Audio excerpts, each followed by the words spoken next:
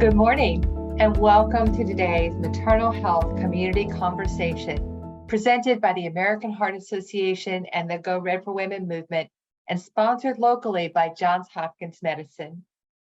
I'm Tracy Brazelton, Executive Director of the American Heart Association, Baltimore and Greater Maryland Division, and we are so excited today to be joined by two amazing doctors from Johns Hopkins Medicine who are experts in the field of maternal health. Joining is Dr. Anna Minhas, Assistant Professor of Medicine, Division of Cardiology, with a clinical focus in women's cardiovascular health, specifically cardio-obstetrics, or cardiac disease around pregnancy. Her current research focuses on preventing and managing cardiovascular disease associated with pregnancy complications, such as preeclampsia. She is the recipient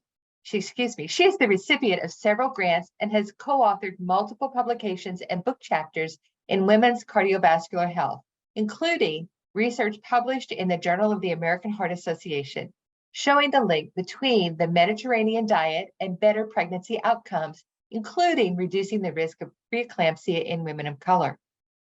Dr. Kristen Darwin is a third-year maternal fetal medicine fellow at Johns Hopkins, who completed medical school and residency at Hopkins. Her clinical care involves addressing a variety of high-risk maternal and fetal health conditions, and her research interests include hypertensive disorders of pregnancy. Pregnancy can be nature's stress test. It adds extra strains on a woman's heart and blood vessels, which can expose heart issues that may not have been known before or could lead to cardiovascular or other health problems. Ailments that arise during pregnancy may have lasting effects on a woman's long-term health. A woman's heart health prior to becoming pregnant can greatly affect her risk for pregnancy-related complications and the long-term cardiovascular health of both mother and child, according to the latest research. These risks are greater among women whose health is affected by structural racism and other adverse social conditions. Today, Dr. Minhas and Dr. Darwin will discuss the maternal health disparities that exist in our country, the cardio-obstetrics team approach to care, women who have advanced cardiovascular disease, and share some health tips for all pregnant women. We want today to be conversational, and there will be an opportunity to ask questions after the presentation. So please feel free to ask your questions in the chat, which can be found at the bottom of your screen, and we'll do our best to answer as many as we can. Now, without further ado, I'll turn it over to Dr. Anna Minhas and Dr. Kristen Darwin. Hello, everyone. It's our pleasure to welcome you today. I'm a cardiologist, as we just shared, and I'll let Dr. Darwin quickly say hello as well. It's nice to be with you all today. Thank you so much for having me. So today we'll be talking about maternal cardiovascular health and what women and their providers should know about heart disease and pregnancy. These are just some of the objectives of what we'll be discussing today. And we'll start off really by taking a look at maternal mortality in the United States. So this is a very, very sobering figure. And as you'll notice here, in the United States, maternal mortality is higher than any other high-income country in the world. And more so, it continues to rise in our country. So going from 2018, which is represented here by the blue bars, all the way to 2021, which is this lighter purple bar, you can see that maternal mortality in the United States is rising. And what this means is that more women are dying during pregnancy or shortly after pregnancy. So in that time frame that we consider pregnancy-related death or potential contribution from pregnancy. And then there are some very stark disparities. So here we appreciate that non-Hispanic Black women, so this is the second set in the middle, have a higher maternal mortality in our country compared to non-Hispanic white women or Hispanic women. So overall, non-Hispanic Black women carry the greatest burden for maternal mortality. Now I'll pause here for a quick minute to get Dr. Darwin's thoughts on this and whether perhaps the COVID-19 pandemic might be worsening some of maternal outcomes. As you noticed, with the COVID pandemic starting in 2020 compared to the mortality in 2021, there is a jump. Yes, thank you. So COVID-19 definitely had an impact on maternal morbidity and mortality in the United States. I believe the CDC estimated that about 25% of maternal deaths in the year of 2020 to 2021 were attributed to COVID-19. The answer of why this is, I think, is multifactorial, as are the reasons for these disparities in maternal mortality between race and ethnicity, and that the COVID-19 pandemic probably exacerbated disparities, the impact of social determinants of health, the structural racism, access to care, all of the contributors of the disparities of maternal mortality that we have been seeing for years within the United States. And that overall, speaking as a maternal health provider, acknowledging that the reason for this disparity in maternal mortality is multifactorial, involves like individuals, communities, providers, and the systems in which we live in. And then also acknowledging that there are conditions such as COVID and the pandemic that we recently lived through and are living through that can exacerbate these disparities and contribute to worse mortality in certain groups.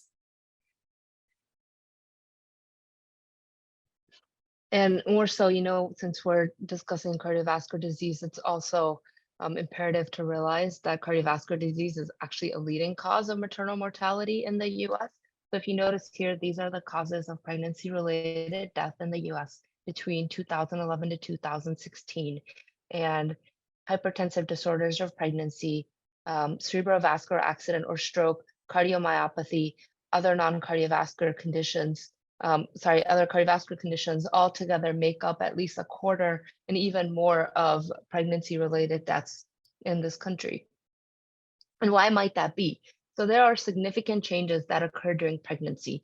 So for a woman to go through pregnancy and deliver a healthy fetus requires that the volume of blood in her body increase by 30 to 50%. So this is quite an increase. And especially at the time of labor and delivery, there are certain sudden shifts that occur, such as changes in volume that occur when the woman is pushing or when the woman delivers a baby, even via C-section, where blood comes back to the heart. Suddenly that puts the woman at risk in that moment for heart disease and heart complications with pregnancy. And Dr. Darwin, if there's other things that we should be thinking about in patients with heart disease beyond these cardiovascular shifts, can you please comment what those might be? Sure. So thinking just about pregnancy in general, it does affect every single organ system. And evaluating patients with high-risk cardiac disease in pregnancy, there are several parameters or laboratory parameters of their physiology that may be different as we are evaluating them as a whole. That includes changes to the respiratory system with an increase in tidal volume. We see alkalosis, or we see a different pH than would occur in a non-pregnant individual. We know that in typical pregnancies, there's increased blood flow to the kidneys, and so we expect certain laboratory parameters such as creatinine to typically be less. And so, in the context of high-risk disease or people that are at risk for preeclampsia, knowing about this physiology and knowing what we expect and when it may be different is important in evaluating women with high-risk conditions. Great. So with that in mind, when we're assessing patients in our clinics, for instance, with a heart disease or at risk for heart disease, we're very mindful that normal pregnancy itself causes certain structural changes to the heart. So the heart itself will be bigger. In normal pregnancy, this occurs.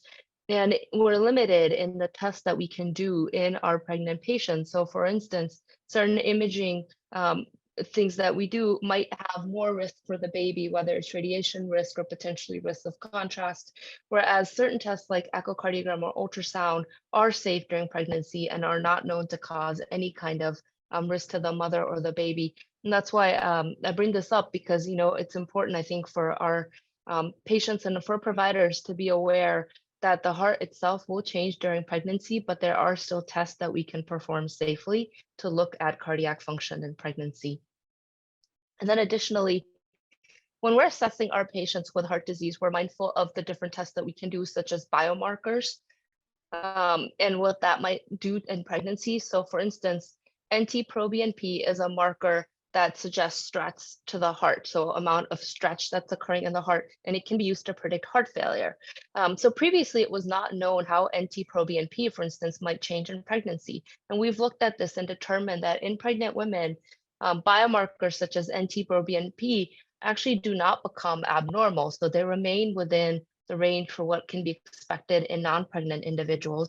And similarly, markers such as troponin, and troponin is a marker that we use to look at cardiac injury, such as what might happen in a heart attack, also looks to be the same in non-pregnant women compared to women who are pregnant, regardless of what trimester we're looking at. So whether it's the first, second, or the third trimester. And I think this is important for us to appreciate in general as a community, because we're assessing our patients coming in with potential new heart disease and pregnancy. So these markers, such as proBNP and troponin, can be evaluated in pregnancy, and the interpretation should be the same as in the non-pregnant individual. To say if a troponin or a proBNP is abnormal in pregnancy, that should be evaluated, and this can be very helpful for assessing heart disease and pregnancy. And I'll let Dr. Darwin comment on this as well.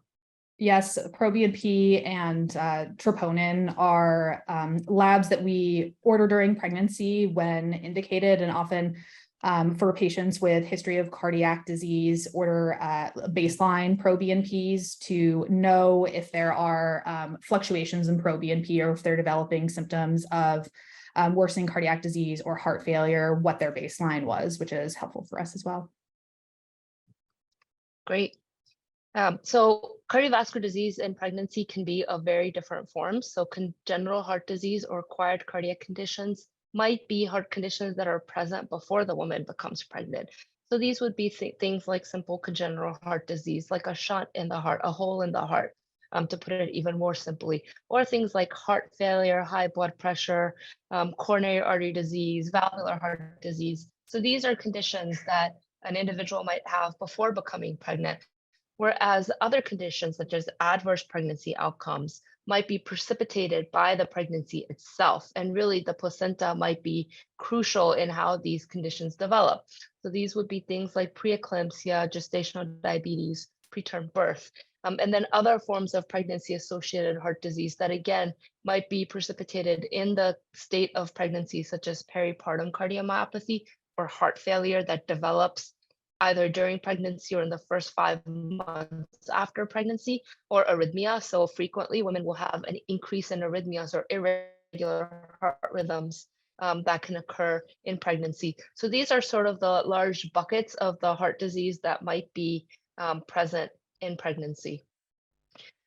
So this pre-existing heart disease, like I mentioned, could either be congenital, as in you're born with it or had a strong predisposition, like a genetic predisposition to developing it before you're born, or acquired, like coronary artery disease or blockages in the heart arteries, which can happen due to increased risk factors. So things like high blood pressure, obesity, high cholesterol, increase anybody's risk of developing coronary artery disease.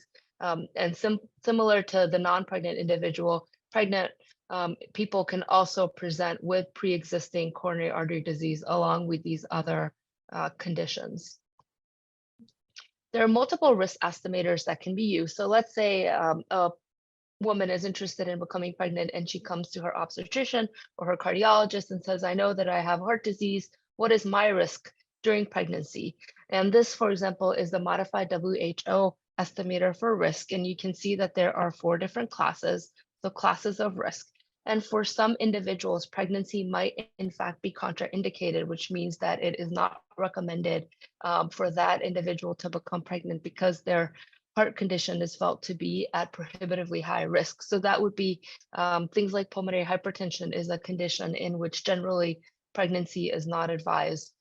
Dr. Darwin, what are your thoughts on these risk estimators, and both in advising patients, but also providers when they come to you and they have a pre-existing heart condition? How do you counsel them for what the safety will be for pregnancy in that individual and what they should be mindful of if they do become pregnant? Thank you. We frequently use the WHO estimator in guiding our clinical assessment of patients and counseling of patients. I can say that, just like everyone with a condition is more than that condition. I think really taking the patient into account as a whole. And there are conditions in which pregnancy is not advised due to the very, very high risk nature. But it is my job as a maternal fetal medicine specialist to really see the patient as a whole, obtain information about the details of their condition, about their medical history, about any pregnancy history they may have, and then consult with other teams in order to give the best recommendation. So these guidelines are very, very helpful. And we very much acknowledge the significant risk associated with especially class 4 conditions, but really do want to encourage anyone who has any history of cardiac disease or history of adverse pregnancy outcome related to cardiovascular disease to seek consultation with a maternal fetal medicine specialist if pregnancy is something that you plan on pursuing or generally want more information about. Thank you. And for those that might not be familiar, what makes maternal fetal medicine specialist obstetrician different from just a standard obstetrician?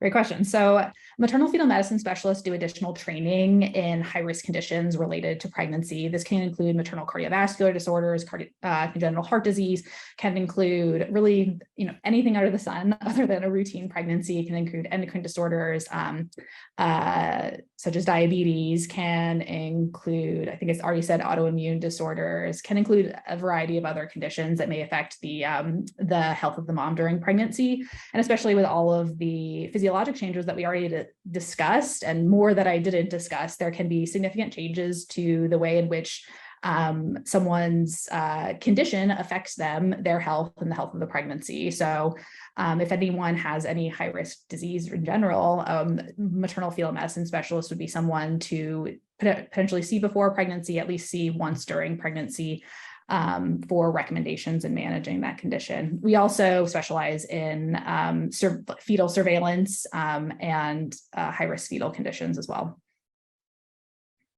Great, thank you. And I know that in our practice at Johns Hopkins in general, we refer all of our higher risk patients beyond just heart disease to our maternal fetal medicine colleagues who help manage them throughout pregnancy. So women that have pre-existing heart disease during pregnancy do have some increased risk both for cardiac and obstetric complications. We recognize that maternal mortality is higher in women that have heart disease in pregnancy, but then also maternal morbidity. So that means that symptoms or diseases going beyond just death. So even conditions like preeclampsia, gestational diabetes, heart failure, kidney injury are all higher in women that have valvular heart disease, for instance, compared to women that don't have valvular heart disease. This is part of the reason that we're very mindful to think beyond just the existing heart condition like valvular heart disease, that we're really thinking to what else might be going on with this patient that might put them at risk for other sort of disorders in pregnancy. And then the same happens even for things like preeclampsia. So preeclampsia is high blood pressure in pregnancy, often with protein that's leaking in the urine. And when we've studied this, we've noticed that women that have preeclampsia at the time of delivery have a higher risk for heart failure, for coronary disease, for renal failure, for pulmonary embolism or clots in the lungs.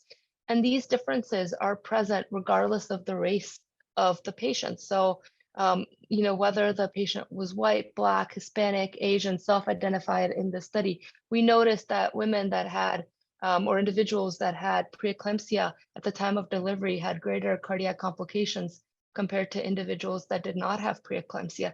And again, the comment on disparities is seen here too. So Black women here are represented in the black bars, and you'll notice that they have a higher risk for a host of different cardiac complications if they have preeclampsia at the time of delivery compared to women of other races, such as white women. And then Asian women actually similarly also might have a higher risk for various cardiac complications. So these disparities are present not just in who develops the disease, but also how the disease behaves. So not just that Black women are at higher risk for developing preeclampsia, but that they are also at higher risk for the complications of preeclampsia. And again, to what Dr. Darwin said earlier, this really just goes to show that we have a long way to go in terms of addressing social determinants of health and disparities that occur at a larger societal level and structural racism that still is present in this country. Pregnancy complications can also have long-term risk for cardiovascular disease. So often we'll see patients that come to our clinics that have had a prior pregnancy complication, such as preeclampsia or gestational diabetes, which is irregular sugar during pregnancy. And those women then go on to have higher risk of future cardiovascular disease. So this could be as early as the first 2 years after delivery, up to 10 or 20 or 30 years after delivery, that women that have had heart disease complications such as preeclampsia might then have coronary artery disease or long-term hypertension or high blood pressure or heart failure later in life. And multiple studies now have confirmed that this is the case, where hypertensive disorders of pregnancy, such as preeclampsia, eclampsia, increase twofold the risk of coronary artery disease, almost twofold the risk of heart failure, threefold almost increased risk in the risk of aortic stenosis, which is tightening or narrowing of the heart valve. And then similarly, mitral regurgitation, which is a leaky heart valve. Gestational diabetes is also extremely common. So gestational diabetes occurs in up to 20% of pregnancies worldwide. And in women that have gestational diabetes, we've looked at these women at about 10 years postpartum and noticed that they already have subtle differences in their heart structure and function, as well as vascular function, so how their blood vessels behave, that seem to be present at 10 years out, even when by routine assessment, they may not be noted to have cardiovascular disease, frank cardiovascular disease, yet there are these subtle differences that we notice in their echocardiograms or ultrasound of the heart, and then also in how their blood vessels respond to stressful situations, such as a tight blood pressure cuff. You can then release it and see if the blood vessels respond appropriately in dilating. Those kind of things might be irregular in women that have had gestational diabetes. So I know as a cardiologist, whenever I see women that have preeclampsia or gestational diabetes in pregnancy, I always counsel them on their long-term risk for heart disease and what we can do to monitor it and what we should do to try to reduce that risk. And I'm curious if Dr. Darwin can share what kind of counseling they do during pregnancy and then at the 6-week postpartum visit with their patients. Yeah, absolutely. So in terms of, individuals that experience preeclampsia or gestational diabetes, just in terms of pregnancy counseling and future pregnancies, having had these pregnancy outcomes in this pregnancy also increases risk of these outcomes occurring in a future pregnancy, with recurrence rates for preeclampsia being a range, but estimated up to 20%, and gestational diabetes up to 50%.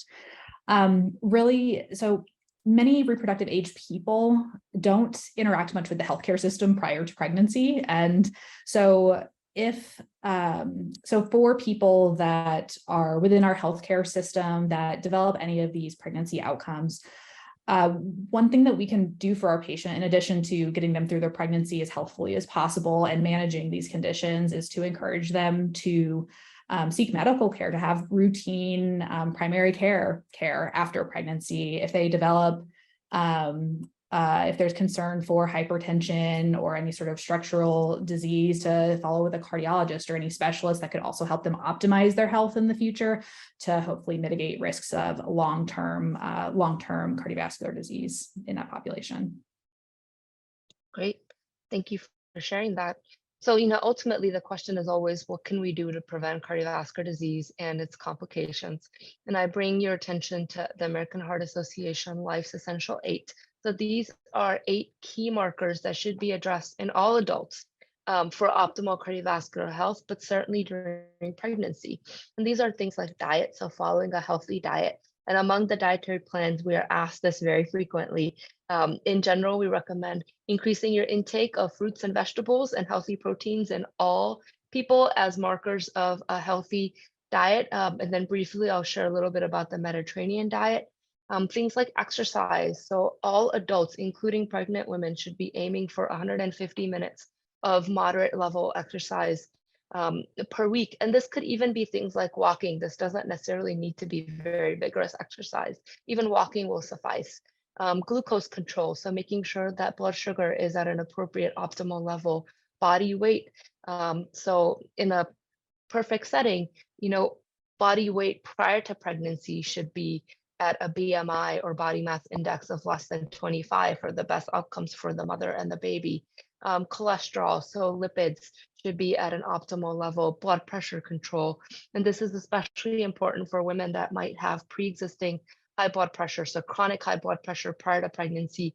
There's now more and more research that tells us that in women that have chronic hypertension that already take medication for high blood pressure, that targeting a blood pressure in accordance with what is typically recommended by us in our cardiology guidelines, and that would be a blood pressure less than 130/90, might in fact offer the best outcome both for the mother and the baby in preventing things like preeclampsia. And then, of course, avoiding smoking and even vaping in pregnancy can optimize a mother's health. And then sleep. Actually aiming for between 7 to 9 hours of sleep for an adult is shown to improve their cardiovascular health, not just for the short term, but then also for the long term. Dr. Darwin, do you have anything to add here on what you are recommending for pregnancy in general? Those are exactly what we're recommending. 150 minutes of exercise a week, oftentimes recommending like 30 minutes of low impact exercise a day for 5 days out of the week, which can be also individualized from person to person based on their pre-pregnancy activity, a balanced diet, trying to get adequate sleep. Also fully acknowledging that pregnancy is a hard state to live in. And so really encouraging people to not be perfect, but to really do their best to maintain a healthy lifestyle as best they can during pregnancy. And for some people, pregnancy and becoming pregnant and then sort of trying to optimize their health during pregnancy can really kickstart routines and changes in the way that they live that can also improve health outcomes in the future outside of pregnancy as well. Great.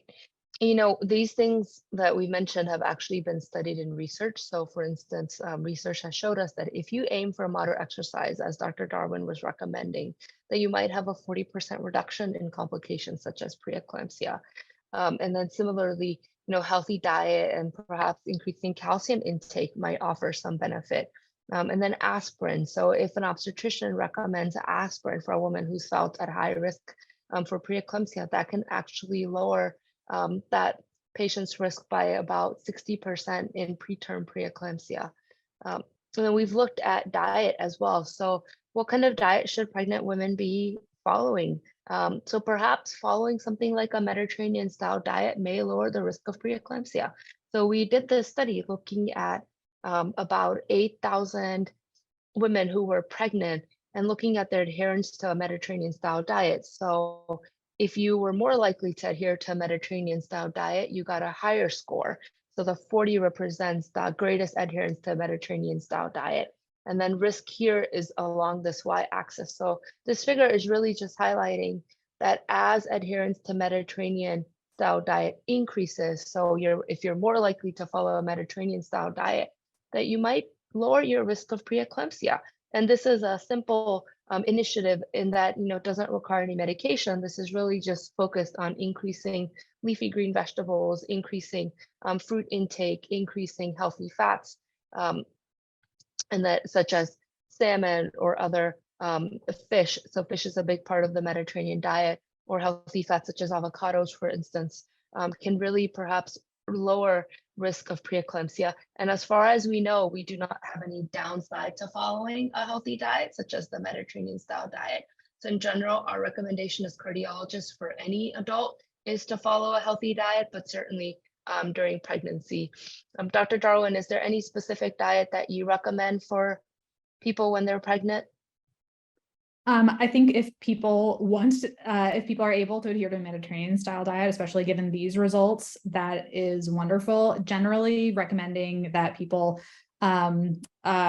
consume balanced meals with carbohydrates, proteins, and fats. Avoid high caloric requirements for each trimester of pregnancy, and overall try to encourage a balanced approach to diet, as well as nausea and vomiting and other conditions in pregnancy can make it really hard to expand the variety of foods that people are eating, especially in the first trimester. But then if that is the case, especially as they get into the second and third trimester, to encourage increased fruit and vegetable intake, and then otherwise that good balance of carbohydrates, proteins, and fats. We often in our clinic, we also have nutritionists that specialize in pregnancy care as well. And so if patients want additional guidance on how they can optimize their diet, especially if they come in to pregnancy with a high pre-pregnancy BMI, have diabetes, or develop diabetes in pregnancy, that's a resource that our clinic offers and many other clinics offer as well. Great, thank you. So there's also programs such as the American Heart Association Cook with a Doc class. So for instance, locally in Baltimore, Chef Stephanie hosts a class where frequently several of my colleagues and myself, we've participated in helping the chef prepare healthy meals. And these are very easy videos that can be accessible through the American Heart Association website, where anybody can learn how to make quick, easy, healthy recipes that can be used during pregnancy, but then also beyond. So ultimately, pregnancy is a window of opportunity. So, when an individual is pregnant, yes, there is that time frame of the 9 months of pregnancy itself, but then there's a postpartum time period, and then there's a preconception time period. So often, women who've had one baby will go on to have a second baby later, and optimizing their risk in between those pregnancies can be key.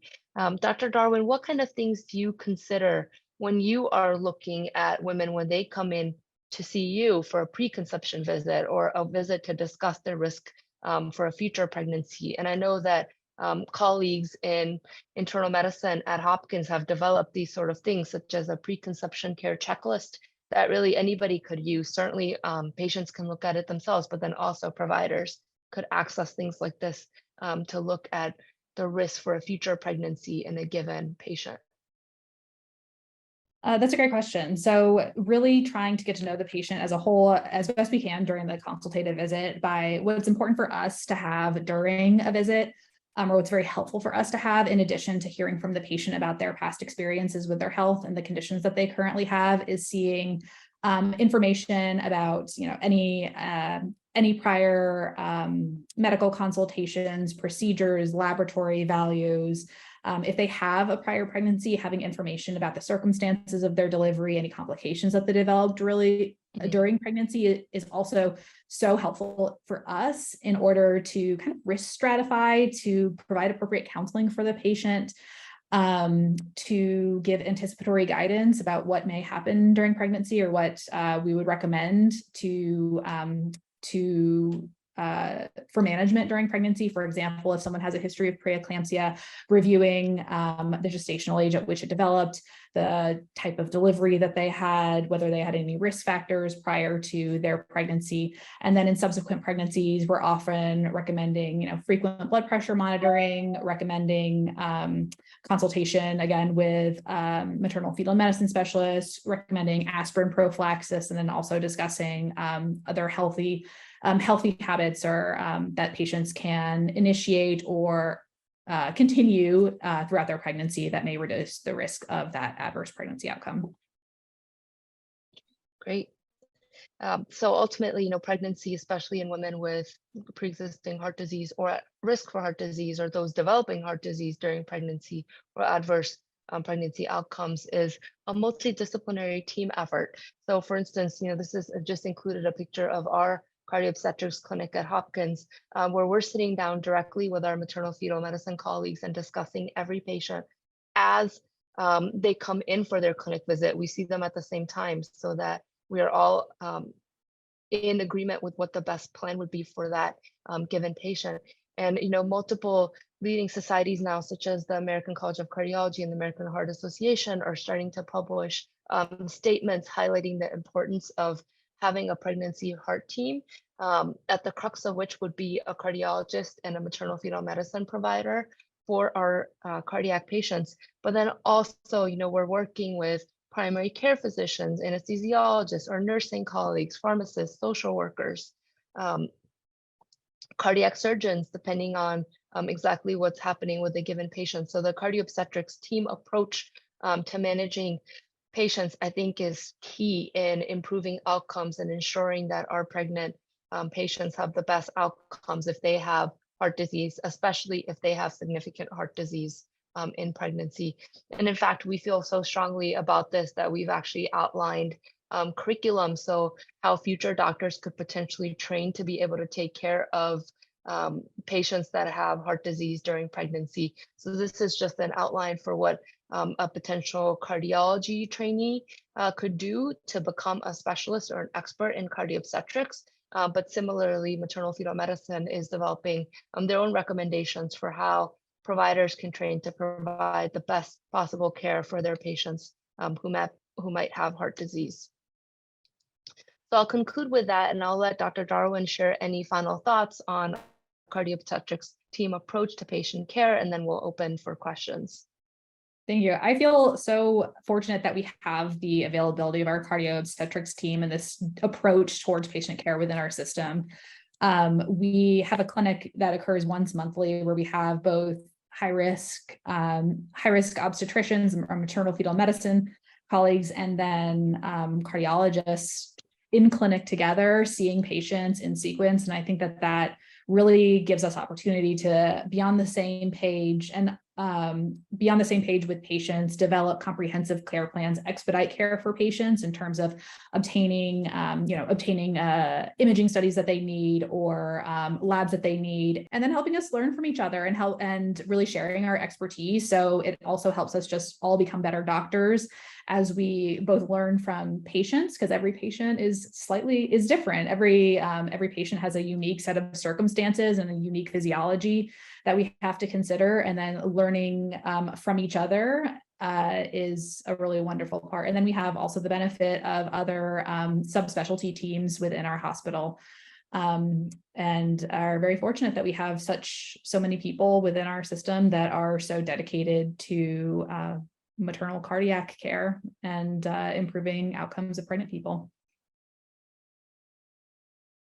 Thank you, Dr. Minhas and Dr. Darwin. I really just want to start with, wow, you've shared such an amazing presentation and so much information today.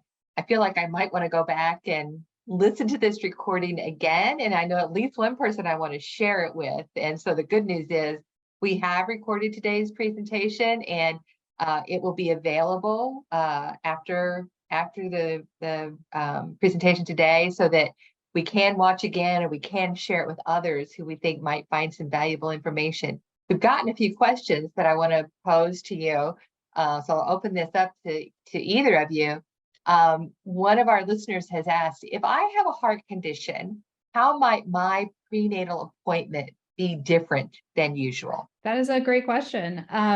So part of what it depends on, and you don't have to share this in the chat or anything, is just the nature of your heart condition. One of the main differentiating factors is acquired versus congenital heart disease. Congenital heart disease mostly being structural changes in the heart. Acquired, an example of that would be like a history or cardiovascular disease, having a history of a heart attack, something of that sort. And so knowing, having your provider have all the records about the diagnosis of your heart condition, any workup that you've had, any notes from prior providers that have been taking care of you with this heart condition is really important. And so that would be something that's important to get to your provider. Based on the nature of your condition, several things may happen. You may follow the maternal fetal medicine specialist, or be seen also by a combined maternal fetal medicine sort of cardio-OB specialist. If you have a history of structural heart disease, this does confer an increased risk of structural heart disease in pregnancies or in babies born to mothers with congenital heart disease. And so we generally recommend a fetal echocardiogram or an echocardiogram specifically of the fetal heart in the second trimester of pregnancy. You will also be recommended most likely for a maternal echocardiogram during your pregnancy. Sometimes we follow patients with serial maternal echocardiograms during pregnancy. They may get them twice during pregnancy, once every trimester. This may be something that we also pursue on a more as needed basis if there's any development of new cardiac symptoms. And anyone with any pre-existing heart disease, such as chronic hypertension, history of preeclampsia, that predisposes them to preeclampsia. This could result in very frequent blood pressure monitoring in order to achieve a goal, our goal blood pressure in pregnancy, which is really less than 130, 140 systolic over 90s diastolic, which is a relatively new recommendation within our obstetrics population based on literature that's come out in the past couple of years, and start you on aspirin prophylaxis around 12 weeks. Great, thank you. Another of our listeners has asked, if I had preeclampsia for my first child, is it more likely that I will have it for my second child? Sure, I can take that as well. So it is more likely that you will have preeclampsia in your second pregnancy if you have a history of preeclampsia in your first pregnancy. When we look at risk factors for preeclampsia, the most predictive risk factor is having had preeclampsia in a prior pregnancy. There are things that we can do if someone has a history of preeclampsia in a prior pregnancy to mitigate those risks. And we've already sort of been speaking about them, as following closely with an obstetrician, knowing what your baseline blood pressures are at the start of pregnancy, having a blood pressure cuff at home. So if you're, so you don't have to religiously check your blood pressure several times a day, but having the availability to check your blood pressure or checking it weekly or a few times a week, even if your blood pressures are normal, to get a sense of your own baseline, being on aspirin prophylaxis, following a healthy lifestyle. I believe that, the general rates of preeclampsia that we quote for all pregnancies is between 2 and 8%, and then risk of recurrent preeclampsia is up to 20%. And so it does not mean that you will definitely get preeclampsia in a prior pregnancy, but definitely something that's important for your providers to know about, like if you're seeking care in a different healthcare system, and something that we can work with you to sort of optimize your health during your pregnancy to hopefully reduce risk of it happening again. Thank you. And then yet another listener asked, what are the best practices for detecting preeclampsia? She notes that in her OB practice, they don't take urine samples because they say it doesn't identify a statistically significant yield. What are your thoughts on that? Sure. So best practices for detecting preeclampsia, there are several things that we take into consideration. Those include any gestational age, at which time we're seeing you, what your blood pressure is, any symptoms that you may be having. So in terms of best practices, it's really blood pressure monitoring. At every prenatal visit, you probably are noticing that they're taking your blood pressure, even if it's been normal, they are taking your blood pressure. And so preeclampsia is a hypertensive disorder of pregnancy. And so we anticipate, if someone is developing preeclampsia, they will have changes in their baseline blood pressure. And a threshold currently for an abnormal blood pressure in pregnancy is systolic blood pressure of greater than 140, or a diastolic pressure, the bottom number, of greater than 90. So if you have previously had totally normal blood pressures, and then your blood pressure at a prenatal visit is above either of those thresholds, that should trigger additional evaluation for preeclampsia. Really good to know. Thank you. And then this seems to be a theme that one of the listeners has asked us, are either of you doing research on early onset preeclampsia prior to 25 weeks? Yeah, so I personally am very interested in preeclampsia from a research standpoint, and I think it's understudied, certainly the cardiac aspect and long-term risks associated with preeclampsia. So one of the studies we're doing right now, we're actually looking at women who had preeclampsia during pregnancy, and we're looking both at the early onset group, the late onset group, and the postpartum group, doing coronary MRIs. So this is an MRI of the heart, where we ask our participants to squeeze almost squeeze their fist like this, which is exercise for the heart, and observe how their heart arteries dilate in response. And I'll just share, because we're going to be presenting this at the upcoming American Heart Association meeting in November, that we're finding out that women that had preeclampsia in pregnancy are less likely to respond appropriately, that their heart arteries, their coronary vessels, don't get bigger, even to little stress or exercise like this, which suggests that something happening in pregnancy is continuing on to put that patient at risk well beyond pregnancy. And I suspect we're going to find that the early onset preeclampsia group will have the most impaired coronary endothelial function, or the least increase in blood vessel flow, as would be expected. So this is definitely something we're actively studying now, and we're looking at this from all different aspects. So we're also using large cohorts or large data sources of existing participants, research participants, such as what I shared earlier with the Mediterranean diet, trying to tease out, is it early versus late preeclampsia, or is it preeclampsia in women that already had obesity or high blood pressure or diabetes? That's really the group that's at the greatest risk. And of course, being a mom myself, and now just having my second baby, I would want to know, what's my risk for the next baby, and what can you do to lower it for the next baby? So I think that's something that we're very, very interested in as well in our research group, is to really try to understand, what could we do in that woman that had a complication the first pregnancy to try to lower her risk before her second pregnancy. Small changes can add up to a big difference, right? Yeah. So switching gears just a little, one of our listeners has asked, I had gestational diabetes with both my children, and it's been 6 years since my last child. Should I be doing anything specific at this point, or asking for additional tests? That's a great question. I think that we know that women or pregnant people that have gestational diabetes in pregnancy are at increased risk of having developing type 2 diabetes later on. And also increased risk of cardiovascular disease that Dr. Ninhas was previously speaking about. So I think, at this time, 6 years after your last pregnancy, if you're not currently following the primary care provider, would recommend initiating care. One of the screening tests that they'll likely order is a hemoglobin A1C, which is a type 2 diabetes screen, knowing that you are, especially with your history, your pregnancy history, at increased risk of developing that currently. Yep. And then similarly, if we get patients in our cardiology clinics who've had a history of pregnancy complications, such as gestational diabetes, even if it's only 6 years later that they're coming to see us, we'll be more mindful of talking with them about their other risk factors for heart disease. So we'll think about checking a cholesterol. All adults are recommended to have a cholesterol checked at some point in their life. But certainly if you have something that places you at increased risk, such as gestational diabetes, then we might have that conversation sooner. And then also, if you have a family history of heart disease, so if you had a mother or a father or grandparents or siblings who had heart disease, then that changes for us your risk for that heart disease. And then adding to that something like gestational diabetes would be for us a second risk marker. And then we'd want to make sure that we're optimizing health as best as we can, really talk about diet, exercise, smoking, cessation if somebody's smoking, and things like that.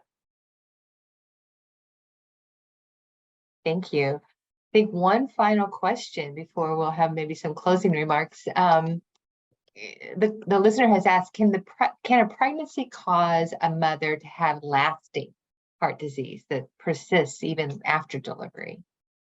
Yeah, so another excellent question. So certain conditions such as peripartum cardiomyopathy, so this is heart failure, uniquely associated with pregnancy. So this would be a person who didn't have heart failure before and is pregnant and now has new heart failure, where their heart is pumping weakly compared to before. That can last forever, potentially. We do what we can to try to help improve function. So we'll recommend medications that could help. We'll recommend additional testing, such as a cardiac MRI, really to make sure that we're addressing other things that could potentially be fixed. But pregnancy-related heart disease can last for a long, long time, even years down the line. And even things like preeclampsia, there are some women whose blood pressure may not go completely back to normal after delivery, they might still need some blood pressure control medications, antihypertensives thereafter. So there are definitely conditions that can last well beyond that postpartum time frame of 1 year, heart disease that can go beyond that, which is why it is our recommendation that, most patients, if they have confirmed heart disease during pregnancy, should certainly be following with a cardiologist postpartum, and at a minimum be coming to their 6-week postpartum obstetrics visits where they can discuss this further with their obstetrician and then decide if they should be referred to a cardiologist. Perfect, thank you. Well, I think that's all our questions. We're just about coming to the end of our time. I want to say thank you to Dr. Anam Minhas and Dr. Kristen Darwin for a really wonderful presentation today. Especially thank you to our sponsor, Johns Hopkins Medicine, for making today's presentation possible. The American Heart Association is grateful for your support and your work in the community for really bringing this science to life in our community. Dr. Minhas, Dr. Darwin, any final thoughts before we say goodbye?